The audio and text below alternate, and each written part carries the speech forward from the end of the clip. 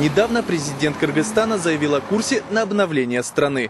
Курманбек Бакиев представил программу глубоких преобразований в политике, экономике и социальной сфере. Глава государства заявил о готовности в корне реформировать систему управления страной. Акценты будут сделаны на сильную идеологию и консолидацию всех политических сил.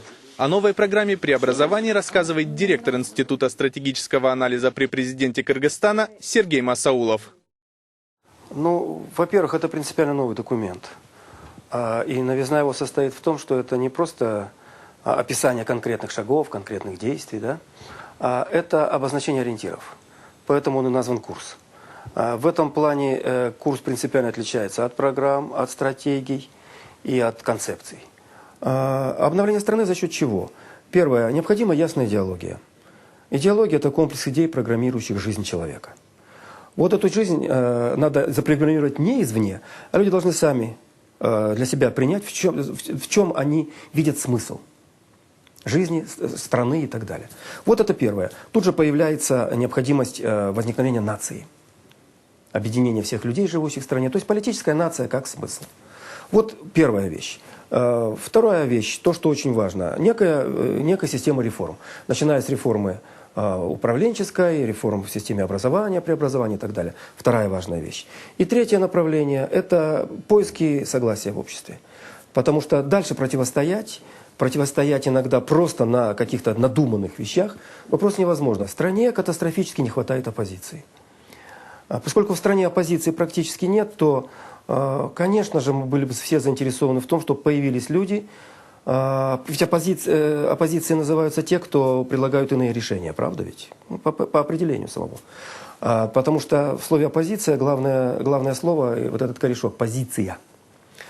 То есть люди, которые имеют цели, имеют траекторию, представляющие, как они будут двигаться, и, соответственно, предлагающие другие решения. Вот этих людей катастрофически не хватает. Очень много людей, которые просто говорят «не то». Ну, не то, значит, ну скажи, что то. Вот примерно что можно. Можно просто предложить, ну скажите, как тогда? Если мы предположим, что появятся эти разные позиции, а они, собственно, сейчас вот-вот появятся, они уже появляются, то за счет вот этого обсуждения позиционного разного мы сможем выработать реальные механизмы, реальные, скажем, направления движения. Вот примерно как это будет происходить.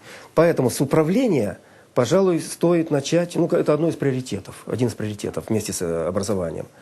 Что значит в управлении сделать некие существенные реформы? Это значит отойти от традиционной советской системы управления, которая у нас как существовала, так и существует.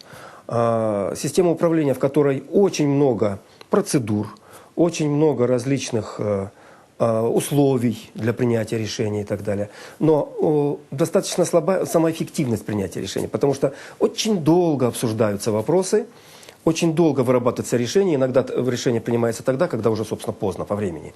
Между прочим, богатство любой страны можно охарактеризовать следующим образом. Страна тем богаче, чем меньше время принятия решения в этой стране. Чем более растягивается время на принятие решения какого-то конкретного, тем беднее страна. Вот примерно так. И в этом плане это вот принципиальная вещь, эффективность управления. Второе. Без процедур-то невозможно в управлении. Значит, процедуры и форматы принятия решений должны соответствовать современным задачам. А это означает, что невозможно принять решение, не согласовав это решение первоначально с теми, кого это непосредственно будет касаться, и кто это прежде всего будет выполнять. Правильно? Вы знаете, значение ресурсов у нас очень часто переоценивают. Потому что я неоднократно в разных работах, в разных странах мира я сталкивался с следующей проблемой. Деньги есть, ну и что? Если ты не знаешь, что сделать, толку-то от тебя от этих денег. Они не помогут. Проесть их можно, да. Можно где-то там несколько лет еще повеселиться, мягко скажем. Ну и что? Вопрос финансовых ресурсов тогда становится первостепенным, когда понятно, каковы цели, б, когда понятно, кто будет реализовывать эти цели, то есть люди с определенными позициями, взглядами, с определенно проработанными действиями. В, очень важная вещь, когда имеется временной лаг, то есть есть некое время на совершение этого действия, и есть определенная информация, которая совершенно необходима для принятия этого действия. Вот тогда пятое наступает – финансы. Вот с этой точки зрения необходимость тех или иных финансов будет определена сейчас вот в конкретных программах, в конкретных, точнее, прежде всего, механизмах реализации.